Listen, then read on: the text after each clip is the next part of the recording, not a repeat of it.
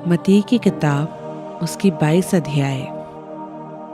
यीशु फिर उनसे दृष्टांतों में कहने लगा, स्वर्ग का राज्य उस राजा के समान है जिसने अपने बेटे की शादी करवाई। और उसने अपने दासों को भेजा कि शादी का न्योता लोगों में दिया जाए, लेकिन लोगों ने आना ना चाहा। फिर उसने और दासों को ये कहकर भेजा, जिन लोगों को मैंने शादी पर बुलाया था और वह ना आए, उन लोगों से कहो, देखो मैं दावत तैयार कर चुका हूँ, मेरे बैल और पाले हुए जीव जंतु मारे गए हैं और सब कुछ तैयार है, शादी के दावत में आओ। लेकिन वे उसे ना सुना करके चल दिए, कोई अपने खेत को और कोई अपने काम को। बहुत लोगों ने जो बच रहे थे उसके दासों को पकड़कर उनका अपमान किया और मार डाला। तब राजा को गुस्सा आया और उसने अपनी सेना भेजकर उन हत्यारों को मरवा डाला और उनके नगर को आग लगा दी। तब उसने अपने दासों से कहा, शादी का दावत तो तैयार है, लेकिन शादी पर बुलाए गए लोग योग्य नहीं ठहरे। इसलिए चौराहे पर जाओ और जितने लोग तुम्हें मिले सबको शादी के दावत में बुला लाओ। अतः उन दासों ने सड़कों पर जाकर क्या बुरे क्या अच्छे जितने मिले सबको इकट्ठा किया, और शादी का घर मेहमानों से भर गया। जब राजा मेहमानों को देखने पास आया तो उसने वहां एक इंसान को देखा जिसने शादी के कपड़े नहीं पहने हुए थे। उसने उससे पूछा, हे दोस्त, तू शादी के कपड़े पहने बिना यहाँ क्यों आ गया? उसका मुंह बंद हो गया।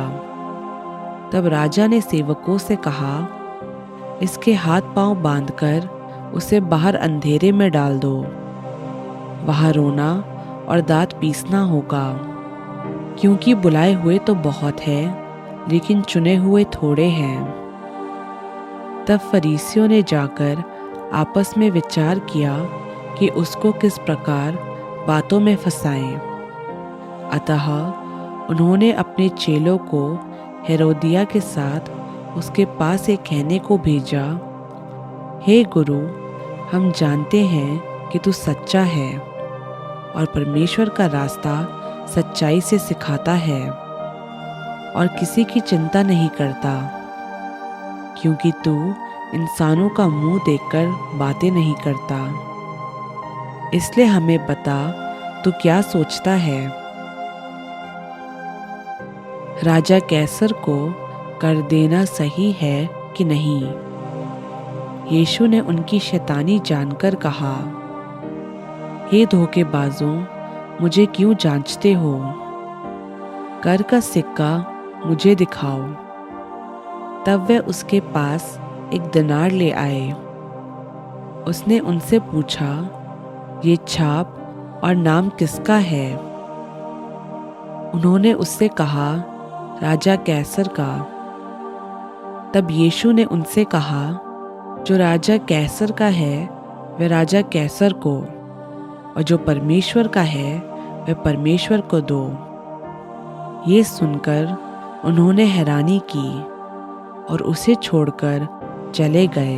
उसी दिन सदूकी, जो कहते हैं कि मरे हुओं का पुनर्जीवन है ही नहीं, उसके पास आए और उससे पूछा, हे गुरु, मूसा ने कहा था कि अगर कोई आदमी बिना संतान मर जाए तो उसका भाई उसकी पत्नी से शादी करके अपने भाई के लिए संतान पैदा करे। अब हमारे यहाँ 7 भाई थे। पहला शादी करके मर गया और संतान न होने की वजह से अपनी पत्नी को अपने भाई के लिए छोड़ गया। इसी तरह दूसरे और तीसरे ने भी किया और 7 तक यही हुआ। सबके बाद वह औरत भी मर गई। अतः जी उठने पर वह उन सातों में से किसकी पत्नी होगी, क्योंकि वह सबकी पत्नी हो चुकी थी। यीशु ने उन्हें उत्तर दिया, तुम पवित्र शास्त्र और परमेश्वर की ताकत नहीं जानते, इसी वजह से याद नहीं रखते। क्योंकि जी उठने पर वे ना शादी करेंगे और ना शादी में दिए जाएंगे, लेकिन स्वर्ग में परमेश्वर के दूतों के समान होंगे। लेकिन मरे हुओं के जी उठने के बारे में क्या तुमने ये वचन नहीं पढ़ा जो परमेश्वर ने तुमसे कहा, मैं अब्राहम का परमेश्वर और इज़ाक का परमेश्वर और याकूब का परमेश्वर हूँ। वह मरे हुओं का नहीं, लेकिन जीवतों का परमेश्वर है। ये सुनकर लोग उसके उपदेश से हैरान हुए। जब फरीसियों ने सुना कि यीशु ने सदूकियों का मुंह बंद कर दिया, तो वह इकट्ठा हुए। उनमें से एक संचालक ने उसे परखने के लिए उससे पूछा, हे गुरु, व्यवस्था में कौन सी आदेश बड़ी है? यीशु ने उनसे कहा, तू परमेश्वर अपने प्रभु से अपने सारे मन और अपनी सारी जाश और अपनी सारी समझ के साथ प्रेम रख। बड़ी और खास आज्ञा तो यही है, और उसी के समान ये दूसरी भी है कि तू अपने पड़ोसी से अपनी तरह प्रेम रख।